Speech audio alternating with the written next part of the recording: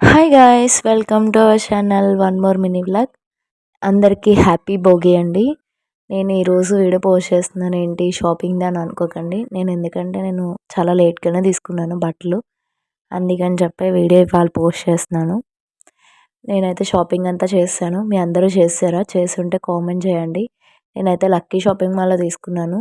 చాలా బాగున్నాయి శారీస్. నాకైతే రీజనబుల్ రేట్లకి వచ్చాయి అనిపించింది. బయట చాలా షాపుల మీద కంపేర్ చేసుకుంటే లక్కీ చీప్ అండ్ బెస్ట్ అనిపించింది.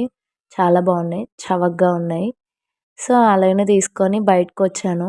ఇంత షాపింగ్ చేసి తిరిగి తిరిగి అలసిపోయి వస్తూ ఉండగా నాకు మళ్ళీ అనిపించింది, అన్ని షాపుల దగ్గర క్యాలెండర్లు ఇస్తారు కదా, మాకు కూడా ఇస్తారేమో అని చెప్పి నేను అడిగామాట. క్యాలెండర్ ఇస్తారా అండి అంటే మినిమం అంట 3500 చేయాలంట బిల్లు. నేను అంత చేయలేదులేండి.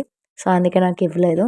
సరే ఇవ్వలేదని డిసప్పాయింట్ తోటి బయటకు వచ్చాను. పక్కనే ఐస్ క్రీమ్ అమ్ముతుంటే సరే ఆకలేసేస్తుందని అర్జెంట్గా అందరినీ తోసుకొని మరీ వెళ్ళిపోయి తీసుకున్నాను.